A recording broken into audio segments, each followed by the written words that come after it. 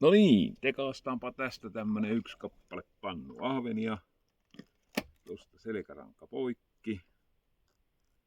Tuosta evään vierestä pyrstöön asti ja toiselta puolelta evään vierestä pyrstöön asti. Ja sitten aukastaan näitä nahkoja vähän täältä ja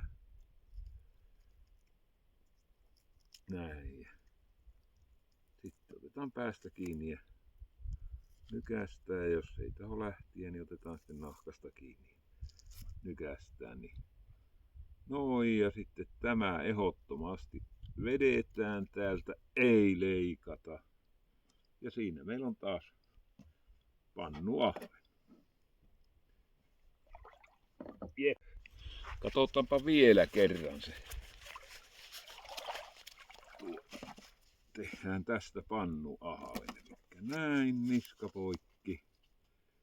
Tosta. Tuosta selkäevän viertä.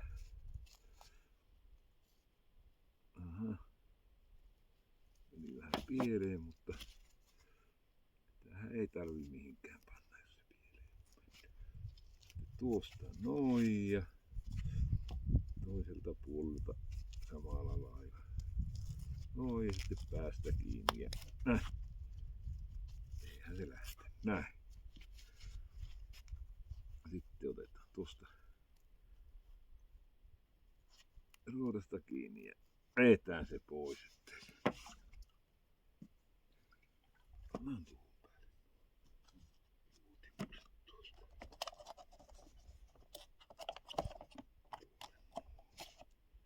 Noin, ne on siinä. Sitten ruvetaan tekemään näistä savukallaa. Otetaan tuosta vatta vain auki ja suolet pois. Sieltä. Tehdäänpä näistä muutama savukala sitten. Näin. Ei muuta kuin suolet pois ja näin.